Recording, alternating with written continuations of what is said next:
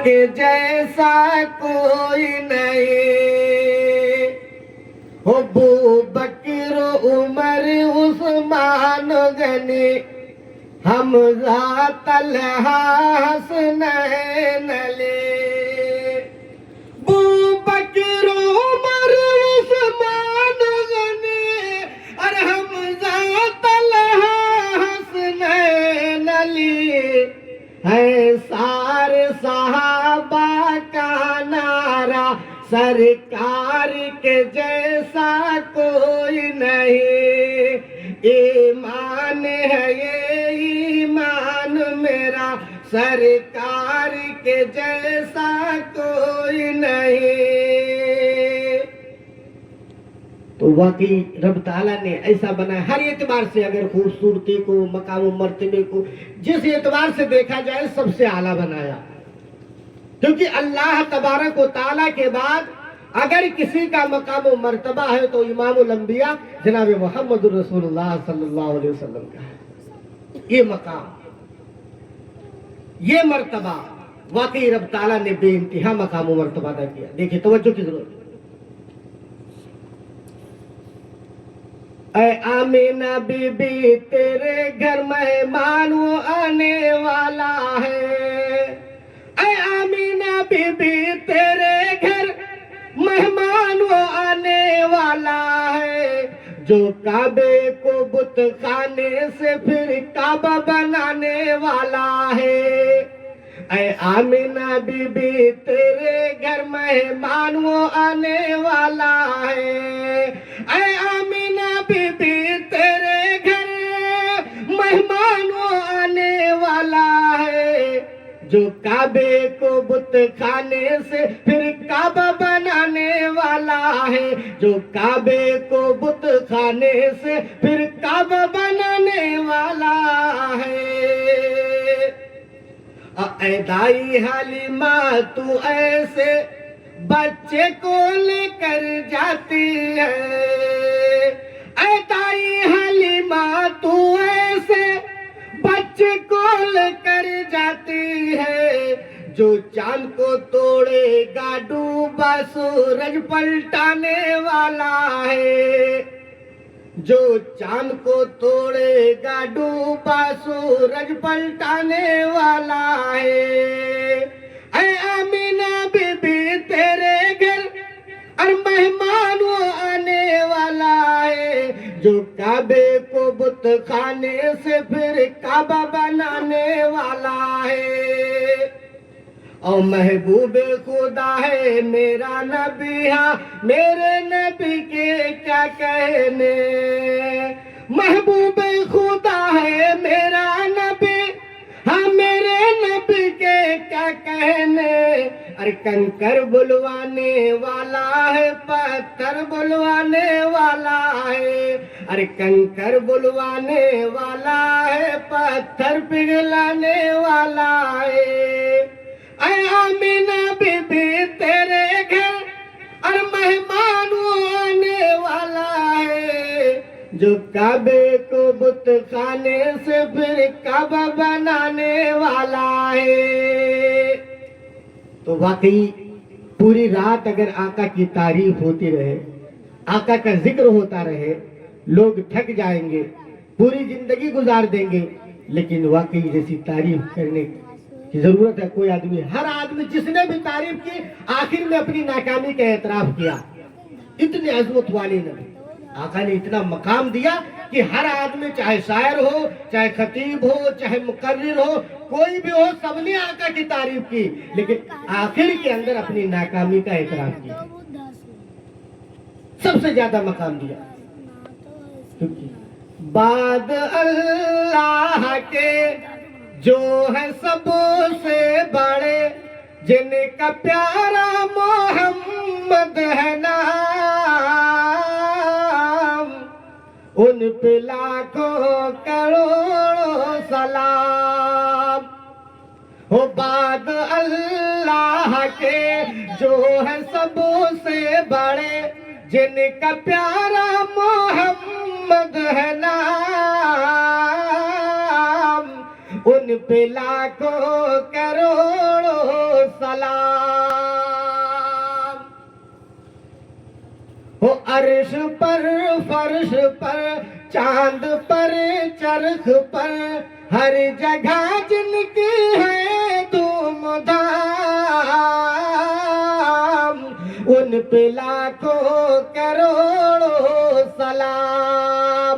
उनका चेहरा ऐसे चमके जैसे चांद का पैकर, उनका पसीना ऐसे महके जैसे मुस्को अंबर, उनके दंदा ऐसे चमके जैसे लालो गौहर, और उनके जैसा से कोई है ही नहीं, हुस्न जिन पर हुआ है तमाम,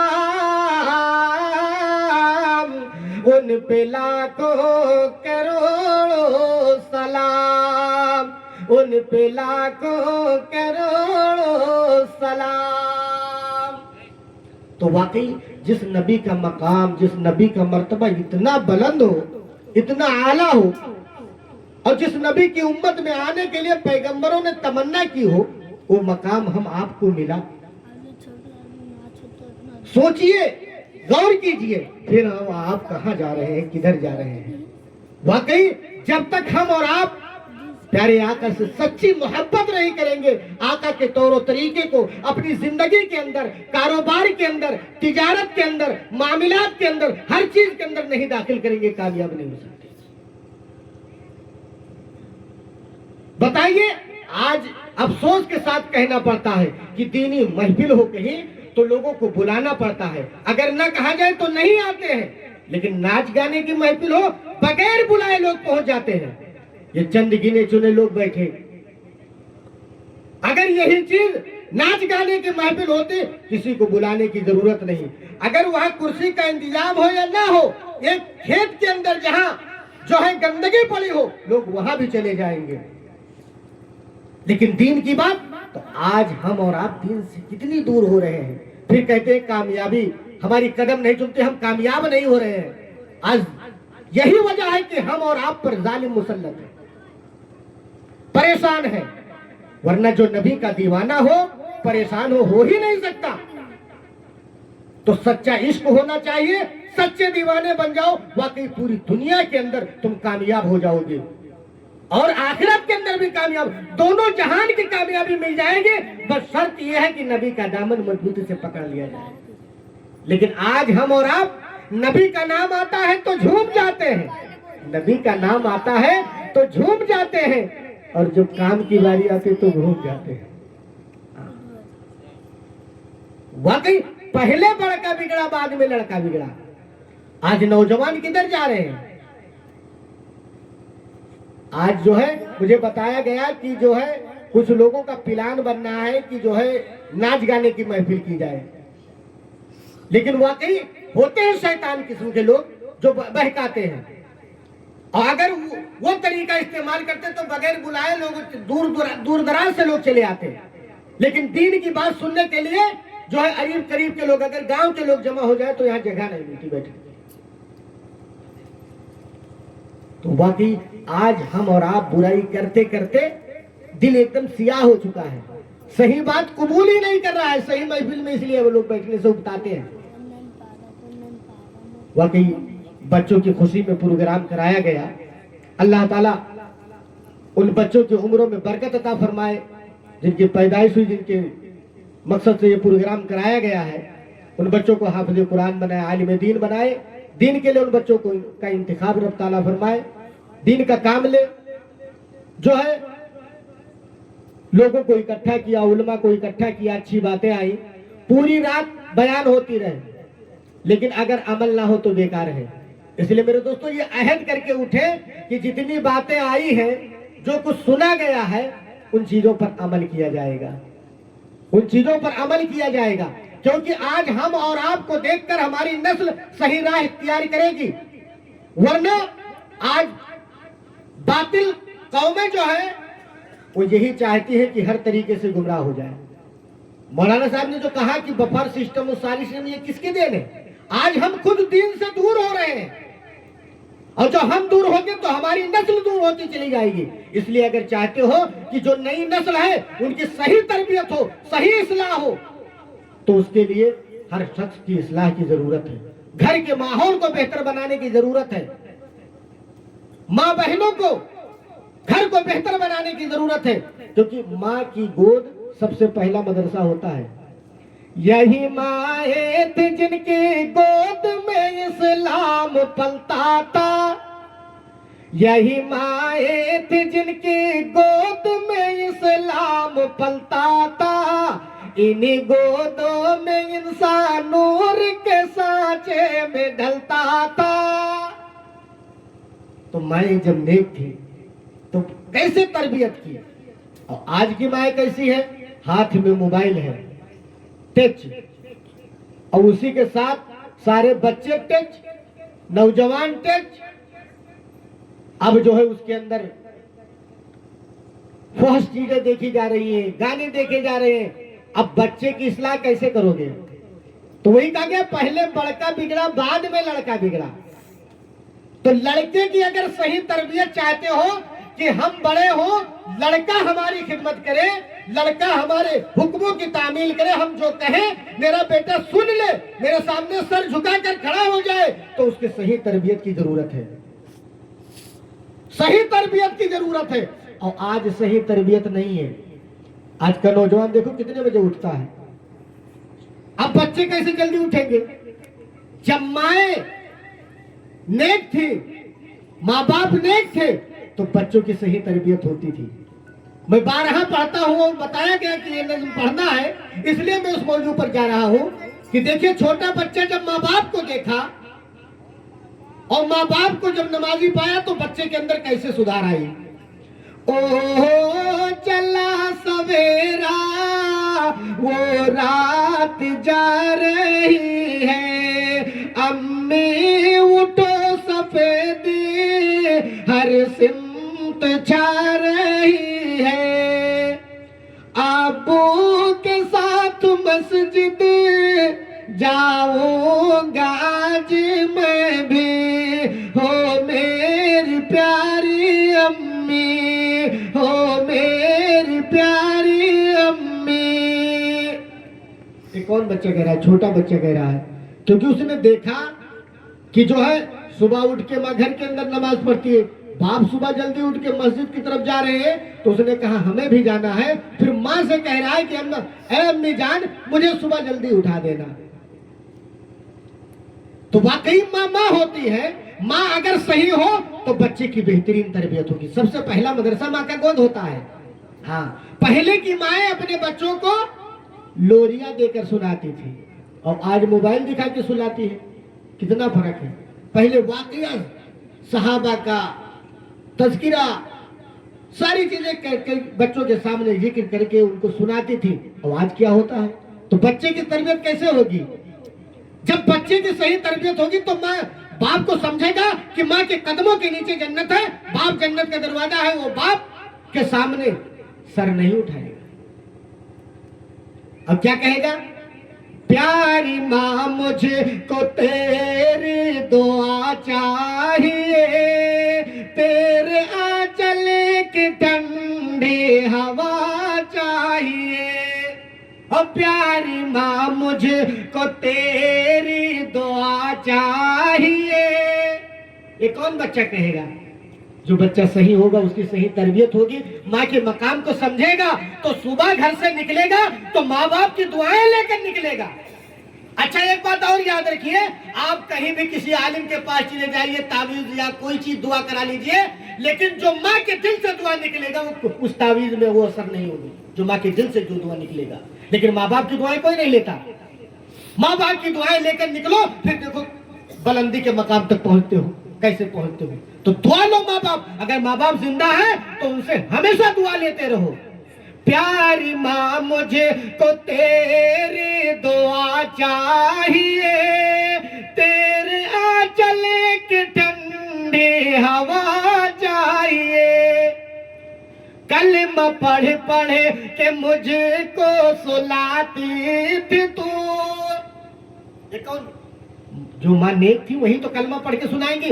आज की माएँ, बहुत सारी माएँ मौजूद है जो सुन रही है, वो सोचे कि कब बच्चों को एक मरतबा 2 मरतबा अपनी जिंदगी में कभी कलमा पढ़ के सुनाया है महासभा के। कलमा पढ़ पढ़ के मुझे को सुलाती थी तू, मुस्कुरा कर सवेरे जगाती थी तू। कलमा पढ़ पढ़ के मुझे को सुलाती थी तू, कलमा पढ़ पढ़ के मुझे को सुलाती थी तू, मुस्कुरा कर सवेरे जगाती थी तू। मुझको इसके सिवा और क्या चाहिए, प्यारी माँ मुझको तेरी दुआ चाहिए। तो वाकई बच्चों की ऐसी तरबियत करो कि वो जो है माँ बाप की कद्र करे, माँ बाप को धक्के मारकर घर से न निकाले, बल्कि माँ बाप को कीमती हीरा समझे, अपनी जिंदगी की कामयाबी की जमानत समझे, उसे माँ बाप को बोझ न समझे। अच्छा देखो, पहले अगर जो है एक बाप 10 लड़का हो या 12 लड़का हो या 15 लड़का हो, एक बाप 10 बेटों की परवरिश कर लेता है, लेकिन 10 लड़के हैं, वो 10 मिलकर एक माँ बाप की सेवा नहीं कर पा रहे हैं। हर घर के अंदर ये चीजें देखी जा रही है कि एक बाप 10 औलाद को पाल लेता है, लेकिन 10 औलाद मिलकर माँ बाप की परवरिश नहीं कर पा रहे हैं। अरे माँ होती है, बाप होता है। अरे माँ की ममता बयान करने पर कोई आए तो नहीं कर सकता।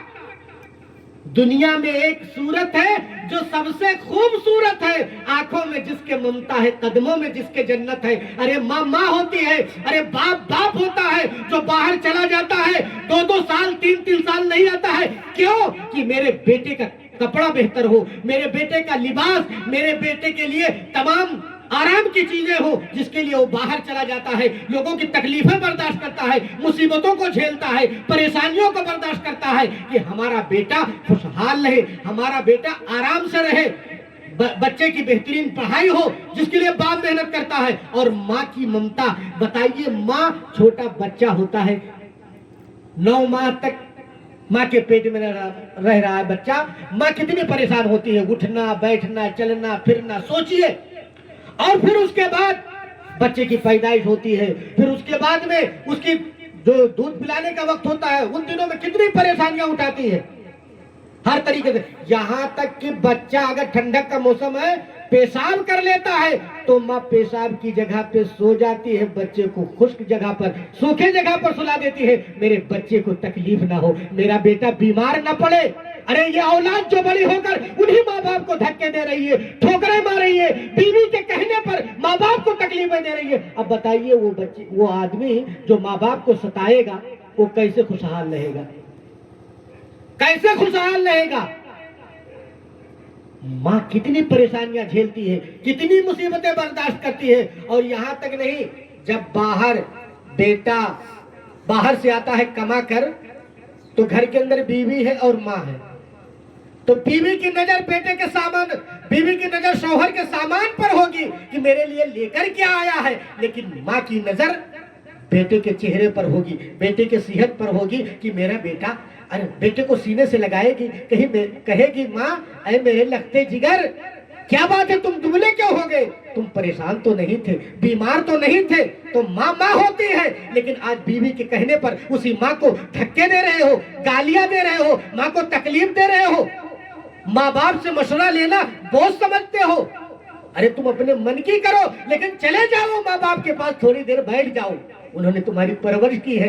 वो जो है, जब बेटा बैठता है, माँ के करीब होता है, और माँ से जब कोई बातें करता है, माँ बाप अगर बीमार हो वो ठीक हो जाते हैं, वो खुश हो जाते हैं कि मेरा बेटा मेरे करीब आता है, मेरे पास रोजाना बैठता है। तो वाकई माँ बाप को तकलीफें ना देना।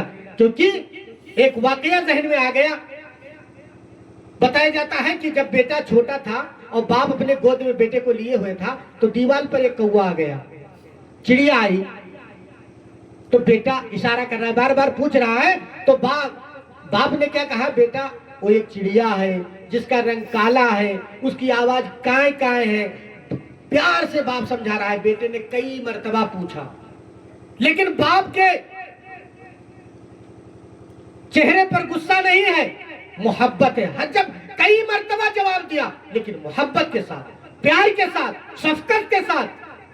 लेकिन जब मामला एकदम उल्टा हुआ, बाप बुढ़ापे की उम्र को पहुंच गया, बेटा जब बड़ा हुआ, अपने उरूज पर जब बेटा आया, जब ये बेटा बड़ा हुआ तो दीवार पर एक कौवा आया। वो बातें याद आ गई। बाप ने बेटे से इशारा किया, बेटा ये क्या है? तो बेटे ने कहा, अभी बुढ़े तुम्हें दिखाई नहीं देता, ये कौवा है। बाप की आंखों में आंसू आ गए। कहा, बेटा कई मर्तबा पूछा था, मैंने बड़ी शफकत के साथ जवाब दिया था। तो वाकई आज यही हाल है। माँ बाप अगर कोई बात कह दे तो हम और हम नाराज हो जाते हैं, उनकी बातों को हम सुनते नहीं है। बताइए वो बेटा कैसे तरक्की करेगा जो माँ बाप को सताएगा, माँ बाप को तकलीफें देगा। इसलिए मेरे दोस्तों, माँ बाप को गनीमत समझो। अगर कामयाबी चाहते हो, बुलंदी तक पहुंचना चाहते हो, दोनों जहान के अंदर इज्जत और सुरखरू होना चाहते हो, तो माँ बाप की कदर करो। वो बड़ी अजीम नेमत है, उन्हें तकलीफ न दिया जाए। और जो है मैं वो वाकया सुना रहा हूँ, काफी टाइम हो गया है।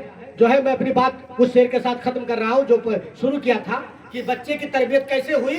माहौल को देखकर छोटा बेटा देखा कि माँ बाप नमाजी है, तो क्या कह रहा माँ से, ओहो चला सवेरा वो रात जा रही है, अम्मी उठो सफेद हर सिमत छा रही है, अबू के साथ मस्जिद जाऊंगा आज मैं भी, हो मेरी प्यारी अम्मी।